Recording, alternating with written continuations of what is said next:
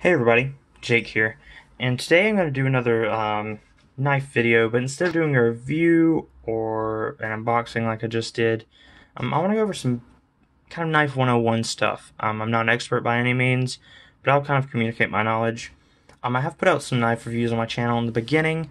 I plan to do a few more now that I'm kind of running out of pens, at the moment at least. So, for those of you who would like to watch the knife reviews, all 4 or 5 of you, but don't know much about knives, this video is kind of for you. So, we'll just go over some very basic stuff. Try to keep this semi-short. It'd be kind of difficult, but we'll see. So first, I'd like to go over knife types. Now, you have a couple basic types of knives. You have a fixed blade, and you have a folding knife. A fixed blade generally comes with a sheath and uses the sheath to keep the sharp part of the blade from hurting people. And then a folding knife uses the handle to hide the sharp part of the blade while folding. So this one's obviously significantly more compact. Now there are some disadvantages and advantages to each kind, especially if you're going camping or something like that. You generally want to have a fixed blade if you're going to be slicing or cutting through wood, batoning, anything like that, which is just splitting wood by using a stick. The blade is kind of like the means for actually splitting through the wood. But if you're going to be batoning, you'll want to use this. You won't want to use a folding knife because the lock can go out on you. So for hard use, cutting through thick material, wood, camping activities, outdoor use, you're going to want a fixed blade. Now, obviously, fixed blades are much larger. They can be much heavier, and that is a very small fixed blade, by the way. They do get much, much bigger. But that's not really, I don't go camping a lot, so that's large enough for what I need. On to the main popular type, folding knives. Now, these have some inherent advantages. One is people are generally less scared of them. Let me make this very, very clear. To me, knives are a tool. They are not a weapon. If that's all you have on you in a self-defense situation, you're probably screwed. Especially if you don't know how to use one. They're a tool. They're no more help in a fight than, a kitchen knife. I mean, realistically. Is it going to help you? Yeah, sure, but is that what it's meant for? No. None of the knives I'm about to show you are meant to harm another human being. Go look at a gun if you're looking for a self-defense weapon. These are for tools. Mostly for tools to take pictures of and put on your Instagram, being honest. But just want to preface all this by saying that this is not a tactical channel. I don't shove knives through car hoods. None of my knives have, none of the ones that I use anyway, have glass breakers on the back or anything crazy like that. So, just keep that in mind. So, one thing I want to go over are the parts of a knife. And we'll just use this one as an example. This is a Kaiser, I can't remember the name, so I'm going to flip it over. It is the KI3411-2. Super memorable. Kaiser makes really good stuff though, so if you're interested, check out their stuff.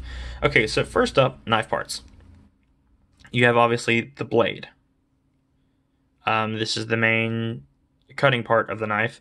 If you get a really bad one, you can sometimes cut stuff with the back of it, but you'll want to use the blade. So you have the blade here, and then you have the handle.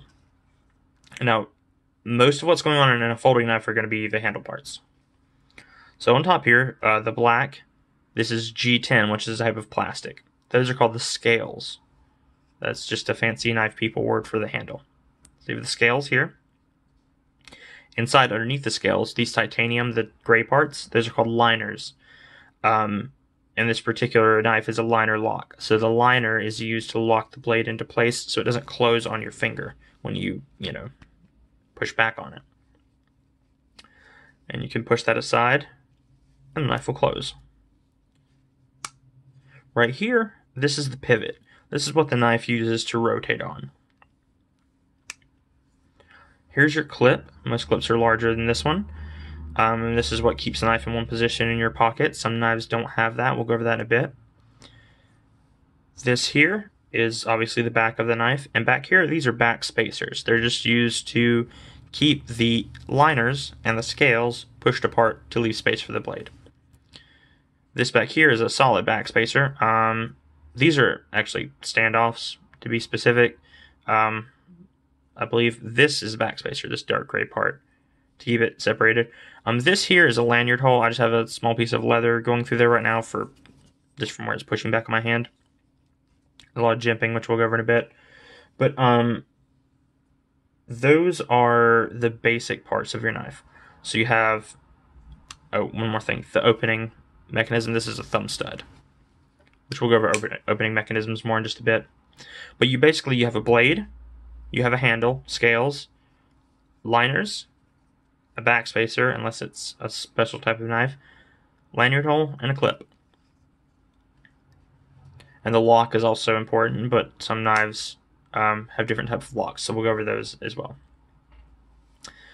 Next thing I'd like to go over are the different steels. We'll leave that there. Go ahead and bring this one out. This one, this little thing here, and this fixed blade. Steels. Steels are very, very important in a knife. If you want a high quality knife, it has to have a good steel. Now there are kind of different categories of steels. There are really soft steels that dull easily but are very easy to sharpen. Like right here, this is your 8CR13 MOV, which is generally a budget steel. Hard name to remember, I know, but you'll get it eventually. That's just referring to the chemical composition of the steel. So this steel is very easy to dull, but it's very easy to sharpen. Similarly, you have a odd steel here. This is 7063 AUC. I'm assuming that's a steel number, but again, a very soft, uncommon, but easy to sharpen steel. Then you have kind of balanced steels. This just happens to be 1095 carbon, which is very popular in larger bladed knives. And you'll notice this knife, this is the Essie Azula, but has a powder coated finish on most of the blade with only the edge showing. And that's because carbon steel rusts very easily when exposed to water. Next, this knife uses VG10, which is a Japanese steel. This is kind of the middle ground. It does not dull very easily, but it's not super hard to sharpen. So it's a really good middle ground, and I really enjoy VG10. Then you have some more hard use, very tough to wear down steels, but also very difficult to sharpen. First one here, this is going to be S30V, which you can see there. You can get it to focus. This is a very good hard use steel. It will go for a long time without dulling. And you won't have to sharpen it very much, but when you do have to sharpen it, it's going to be very, very difficult to do so. Next, this one uses a similar steel. This is S35VN, which Kaiser uses on most of their knives. Also very good wear-resistant steel. Next up, the materials. This is specifically referring to the handle materials and the liner materials. So scale materials and liner materials, which are terms we just went over. This knife here is skeletonized, which means there's nothing through the center of the handle. It's hollow, and there's a hole back here that's also hollow, which you can kind of see a ring of right there. This is wrapped with a very ugly paracord, just to give me something to grab onto with the knife when I do have to, do tough use outdoor activity things. Sounds kind of shady, I know. But, so this is just paracord. The rest of the knife is all steel, so we'll kind of forget about that one. This knife uses, for the scale, a very grippy plastic called G10, which is also used in this. And you can see there's different texturing patterns. This knife is super grippy. This knife's kind of grippy. But and I also have another Spyderco. This is a bird, not a Spyderco, but the handle on this is also G10. It does come in different colors. I just only have black G10. I don't know why. Probably because I don't have enough money to continuously buy knives. But G10 is very grippy, plastic, and pretty well respected in the knife world in general. Next and last for the, well, I guess we can bring in this. This is just cheap Walmart plastic. This is literally a $2 knife. Don't buy it. Now that's over. This is called micarta. Now, there are even some pens, if you watch my fountain pen videos, which I'm assuming you do, that have used micarta. Specifically, there's a TWSBI pen called the TWSBI micarta, and I super duper want it. So if any of you know where to get that pen, which has been discontinued, if you see it anywhere, let me know. But micarta is a very, very nice material. I love it. It's not nearly as grippy as G10, but it's not as slick as metal. It's really, really nice. And it's a fiber composite, if I'm correct.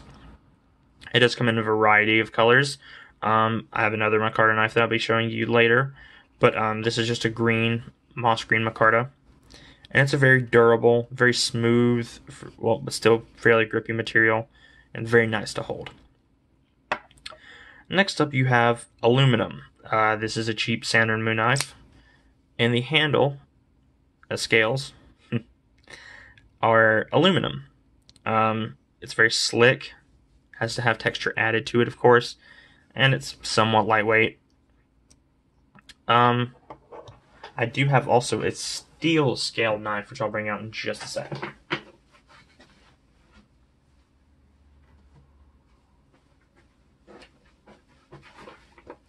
This is a terrible knife. Not terrible, but I wouldn't recommend buying one. I'd say we can get a better one. But this is steel for the scales here.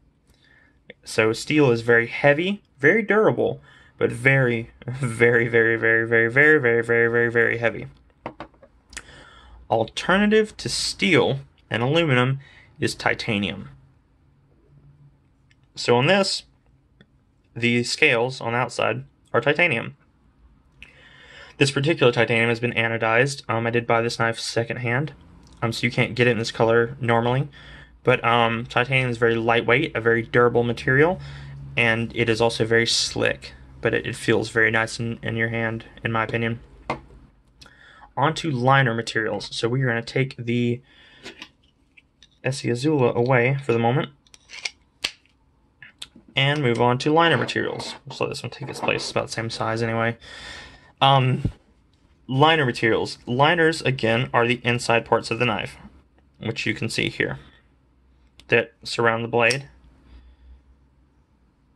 and in some cases form the locking mechanism. These liners are steel. Steel liners are very, very, very common in a lot of knives, from anywhere from kind of low to mid-high end, depending on what you get. This knife also uses steel liners. This knife costs like 15 times less than this one, but it also uses steel liners. As does this knife, which you can see all the way through. And this one also uses steel liners. The only knife I have at all that does not use steel liners is this Kaiser. This uses G10 scales, which we just went over, and titanium liners. Titanium line knives are generally more expensive, but I like it quite a bit. Titanium seems to be a little bit more difficult to push back than steel as well, from my experience, but it's usually used on more premium knives. Alright, next up, lock types.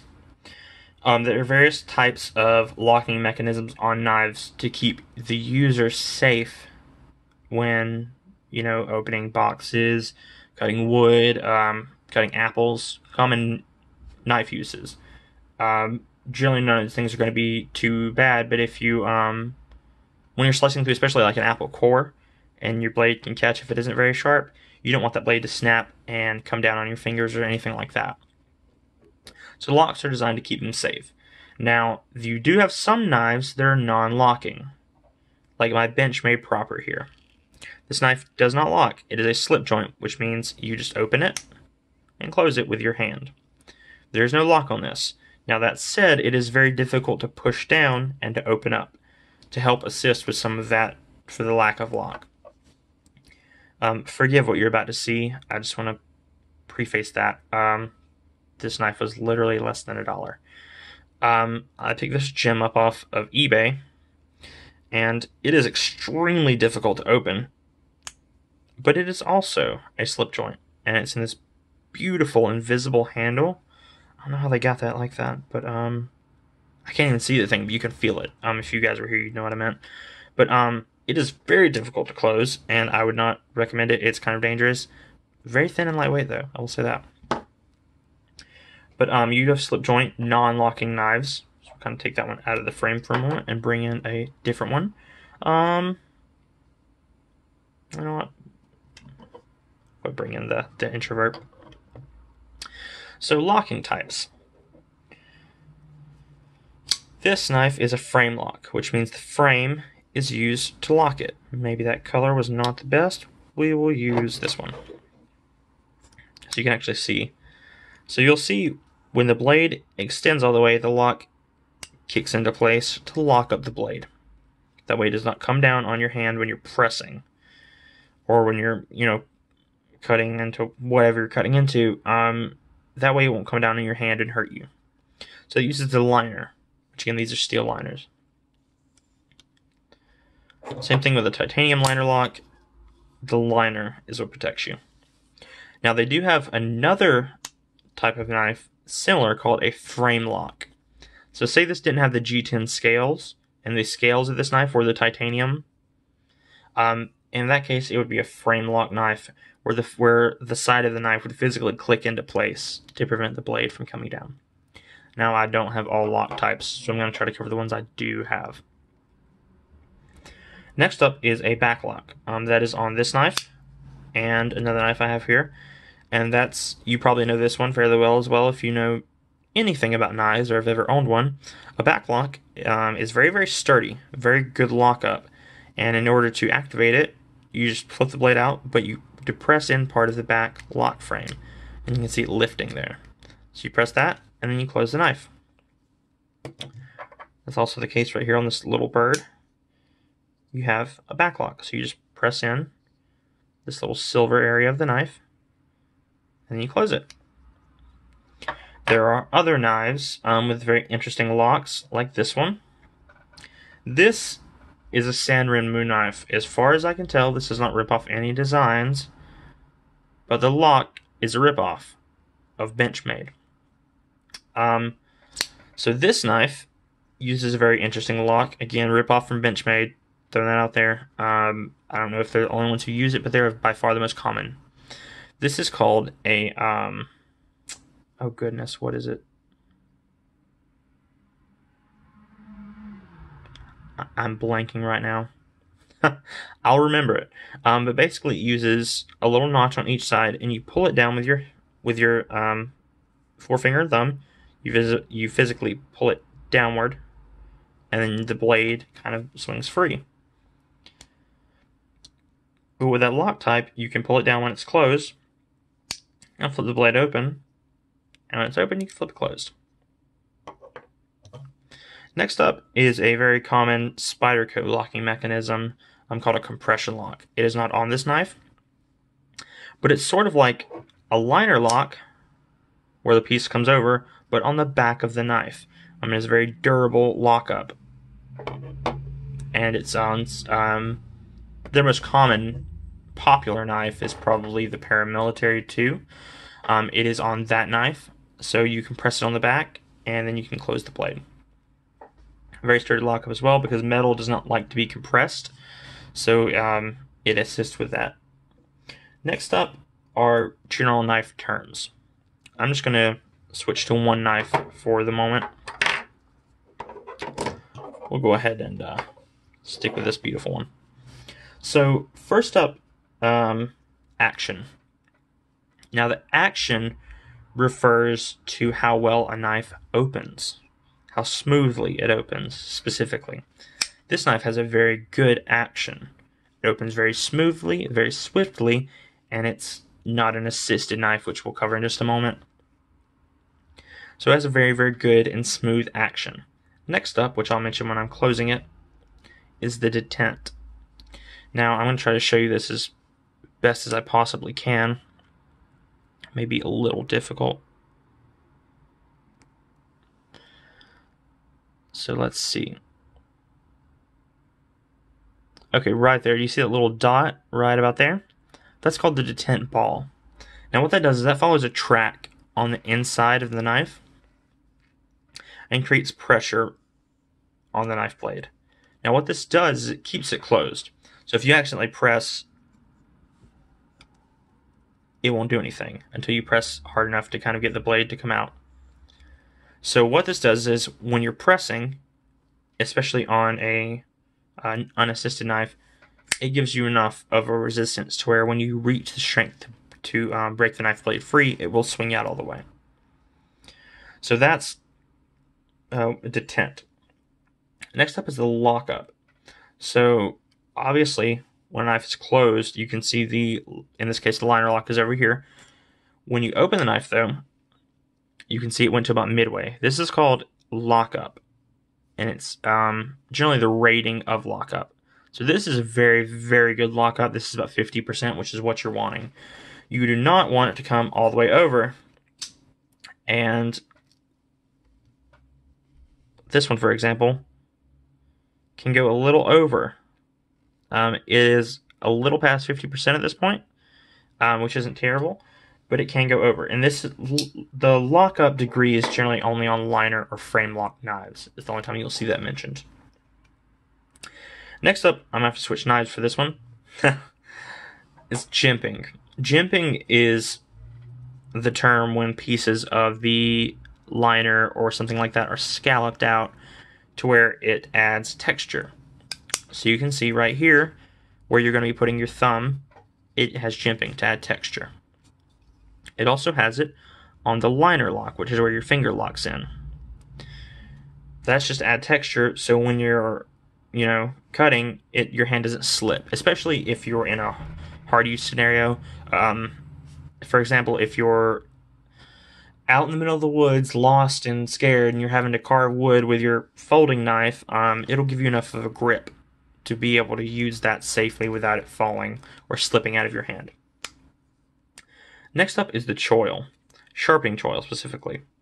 And what that is a section of the blade that has been left unsharpened, this section right here, that kind of dips back to give you room to sharpen the blade.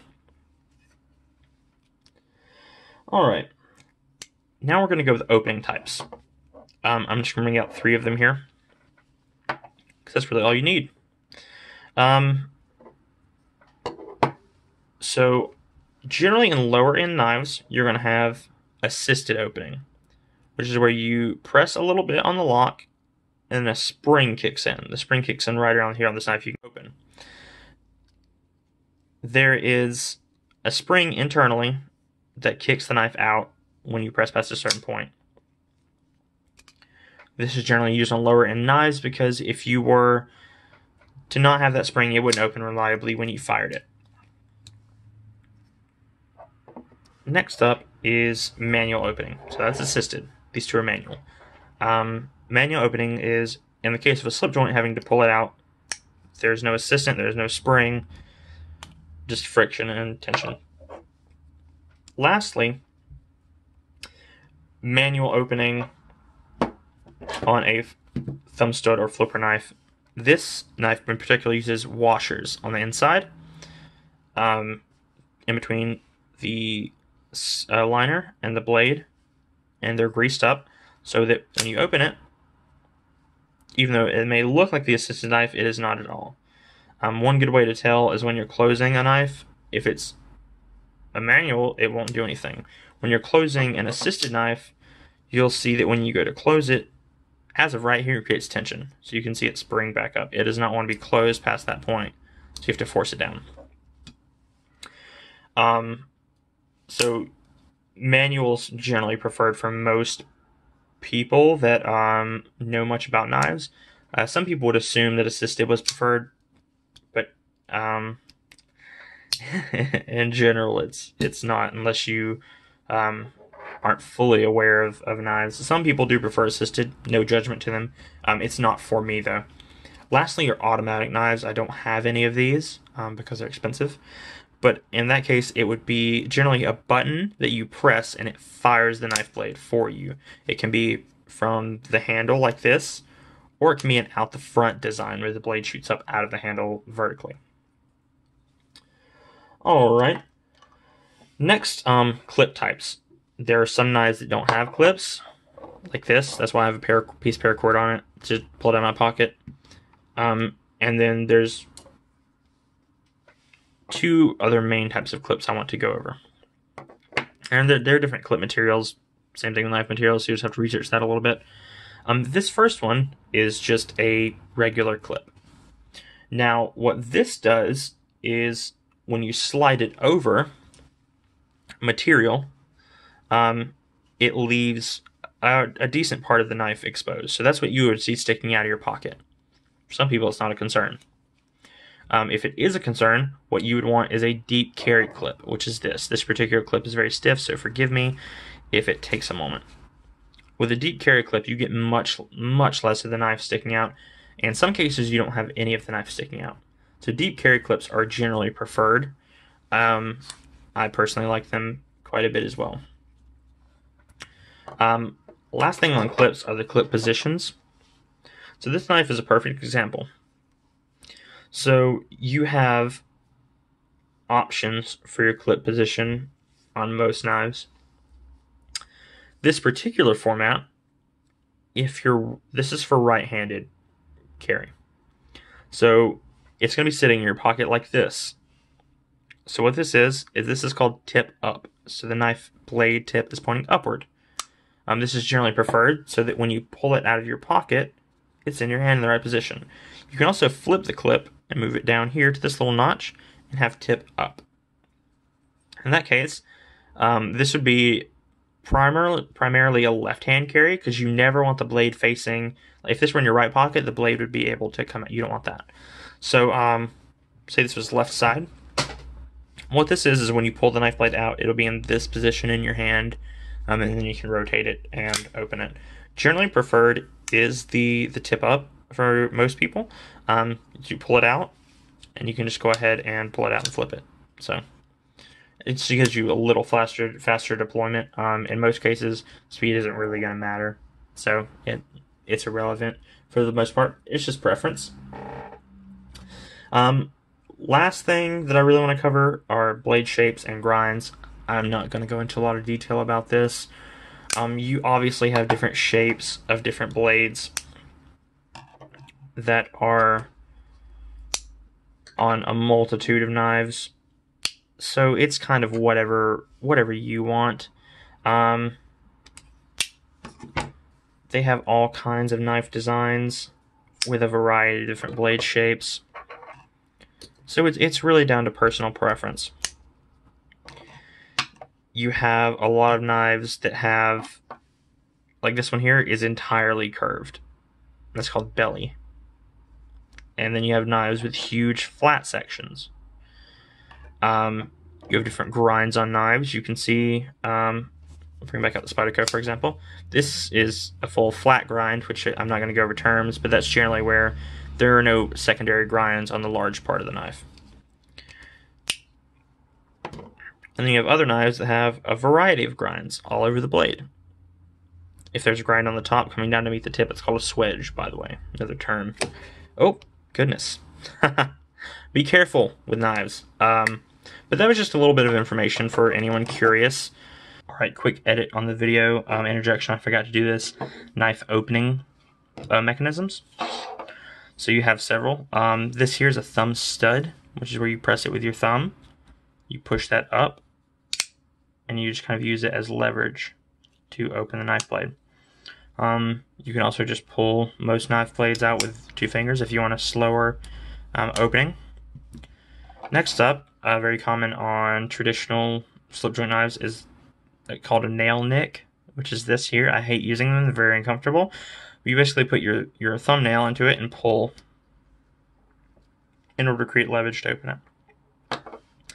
Next up, my personal favorite, a flipper tab, which is just this here, and you use that to propel the knife outward. And you can see the tab, it's just on the side of the knife. Last up is a thumb hole. This is primarily used on Spyderco and some Benchmade, but you can put your thumb in there and open it up. Now this knife also offers a middle finger flick, which where you can insert your middle finger and flick it out that way. This knife also has a flipper tab, but those are the main opening mechanisms for knives, unless you have a push button, automatic, things like that. It doesn't cover everything, and again, I'm no expert by any means, but if there is any questions you have or anything like that, feel free to ask me in the comments. But thanks for tuning in. Don't forget to like, comment, and subscribe, and keep an eye out for maybe a few knife reviews coming up of some of the knives you've seen today. Thanks, guys. Bye.